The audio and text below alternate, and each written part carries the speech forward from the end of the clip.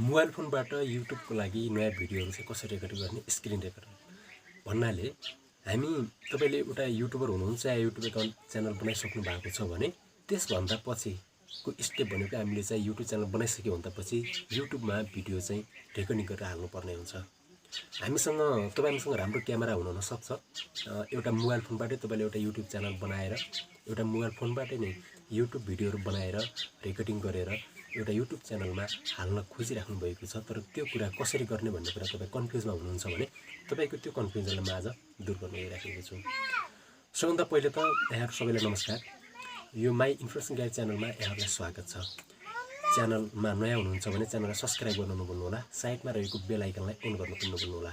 मलाई माया र सपोर्ट गर्नको लागि तपाईले चाहिँ तल चाहिँ कमेन्ट बक्समा गएर सुझाव सल्लाह दिन नभुल्नु होला। र अब जाउँ भिडियोतर्फ। एउटा राम्रो क्यामेरा नभए पनि हामीले आफ्नै मोबाइल फोनबाट युट्युब च्यानलको लागि भिडियोहरू रेकर्डिङ गर्न सक्छौं। त्यो पनि एउटा मोबाइल फोनबाट, एन्ड्रोइड फोनबाटै हामी चाहिँ एउटा युट्युब भिडियोहरू बनाउन सक्छौं।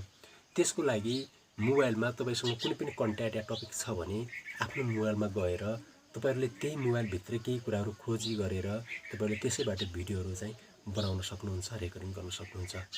क्यामेराबाट त हामी सिधै कुनै पनि अरु भिडियोहरू रेकर्डिङ नै गर्न सक्छौं, तर मोबाइलको स्क्रिनमै मोबाइल भित्रै भएको केही कुराहरूलाई रेकर्डिङ गर्नको लागि सबभन्दा पहिले मोबाइल फोनमा जानुपर्ने हुन्छ। मोबाइल फोनमा गइसके भन्दा पछि म तपाईहरुलाई बताउन गइराखेको छु। आफ्नो मोबाइल फोनमा गइसके भन्दा पछि मोबाइल फोनमा तपाईहरुले चाहिँ एक्स रेकर्डर भन्ने छ, त्यो चाहिँ प्ले स्टोरमा गएर इन्स्टल गर्नुपर्ने हुन्छ। त्यसलाई इन्स्टल गरिसके भन्दा पछि त्यो एपलाई अन गरेर यस्तै अरु एप्सहरु पनि छन्, त्यो एपको मार्फत हामी चाहिँ युट्युब भिडियोहरू आफ्नो मोबाइल फोनमै रेकर्डिङ गर्न सक्छौं। अहिले यता देखिराख्नु भएको होला एक्स रेकर्डिङ एप यहाँ मसँग मेरो मोबाइलमा छ। यसलाई यसरी अन गर्नु पर्यो। अन गरिसके भन्दा पछि यसका सेटिङहरु हुन्छन्, हामीले इन्स्टल गरिसके भन्दा पछि यसैबाट हामी चाहिँ भिडियो रेकर्डिङ गर्छौं। यसमा गइसके भन्दा पछि मैले यहाँ देखिराख्नु भएको होला मेरो तल धेरै भिडियो रेकर्डिङ गरेको पनि छ मैले, हैन, यो स्क्रिनमा। मैले यो भिडियोको यतापट्टिको जुन यो मोबाइलको यतापट्टिको यो साइडमा जुन छ, यो मैले चाहिँ मोबाइल स्क्रिनबाट रेकर्डिङ गरेको। तपाईले यहाँ साइडमा देखिराख्नु भएको होला, यहाँनेर यतापट्टि यो रेकर्डिङ स्टार्टिङ छ, तल चाहिँ देखिराख्नु भएको होला 49 सेकेन्ड यता चलिरहेको छ, यो रेकर्डिङ हुन्छ। यहीँनेर हाम्रो चाहिँ रेकर्डिङ अप्सन हुन्छ, यसलाई क्लिक गर्नुभयो भने तपाईलाई हाम्रो भिडियो रेकर्डिङ हुन स्टार्ट हुन्छ।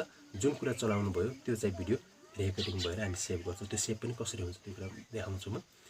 अब यसमा क्यामेराको कुराहरू छ। यो सेटिङमा जानुभयो भने यहाँ अडियो सेटिङ छ, त्यो तपाईलाई अटोमेटिक सेटले चाहिँ नि गरेको हुन्छ र के तपाई तलमाथि गर्न खोज्नुभयो भने यहाँ गएर चाहिँ म्युट या के गर्ने त्यो पनि यसबाट गर्न सक्नुहुन्छ। भिडियोको सेटिङ चाहिँ तपाईको साइज कति राख्ने त्यो पनि यहाँ सेट गर्नु होला। 720 र 6 MB को, अनि तपाईको चाहिँ क्वालिटी यस्तो राम्रो भन्छ। ओरिएन्टेसन भनेको तपाईको ल्यान्ड स्पेस भनेको पाल्लोमा र ठाडो उसमा गर्ने चाहिँ भएको।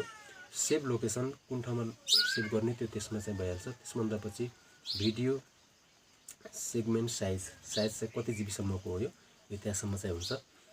त्यसभन्दा पछि तल यहाँ हाइड रेकर्डिङको चाहिँ यसलाई हाइड गर्ने कुरा छ। तपाईको पपअप भनेको रेकर्डिङ स्क्रिनशट गरेको बेला यसको पपअप स्क्रिनमा देखाउँछ मोबाइल फोनमा। तल चाहिँ स्न्याक भनेको मोबाइललाई त्यो हल्लाउनु भयो भने स्टप रेकर्डिङ हुने त्यो अप्सनहरु पनि छ। लाइटहरुको छ, स्क्रिन अफ गरेको बेला चाहिँ रेकर्डिङ पनि अफ हुने सिस्टम पनि तपाईले गर्न सक्नुहुन्छ। स्क्रिनशट पनि छ, ब्रश पनि छ। ब्रशमा जानुभयो भने यसमा क्लिक गरेर कस्तो कुरा लेखिराख्नु भएको छ यहाँ, जस्तै क्यामेराको कुरा छ मैले यो यसमा जानुभयो भने यहाँ यसरी गर्न सक्नुहुन्छ। जस्तै यसलाई फेरि तपाईले चाहिँ यसरी काट्दिनु भयो भने यसरी गर्छ।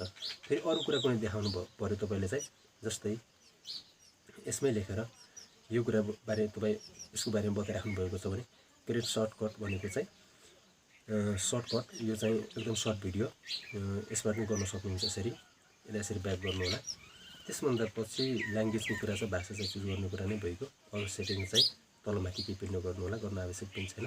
यसमा पेन्सिल आइकन चाहिँ यहाँ चाहिँ एडिट भिडियोलाई एडिट पनि गर्न सक्नुहुन्छ। यसमा एडिटमा क्लिक गरेर तपाईले चाहिँ कुन भिडियोलाई एडिट गर्ने त्यो चाहिँ यसमा एडिट गर्न सक्नुहुन्छ। फोटोहरुलाई पनि एडिट गर्न सक्नुहुन्छ। मर्ज भिडियो र photo, file transfer, video compression, यहाँ धेरै कुरा छ। यो चाहिँ प्रो भनेको तपाईले खरिद गर्नुपर्ने हुन्छ, पे गर्नुपर्ने हुन्छ पैसा। यता चाहिँ क्यामेराको अप्सन छ, यहाँ चाहिँ क्यामेराबाट फोटोहरु आफ्नो हानेको लिएको यहाँ चाहिँ यसमा देखाउने कुरा भएको। यता भिडियोको अप्सनमा भनेको तपाईले रेकर्डिङ गरेको भिडियो चाहिँ यसमा चाहिँ यसरी देखाएको छ। अब तपाईहरुले चाहिँ भिडियोलाई मैले चाहिँ रेकर्डिङ गरिरहेको जुन भिडियोलाई चाहिँ यसलाई स्टप गर्नु पर्यो भने मैले यसरी क्लिक गर्छु।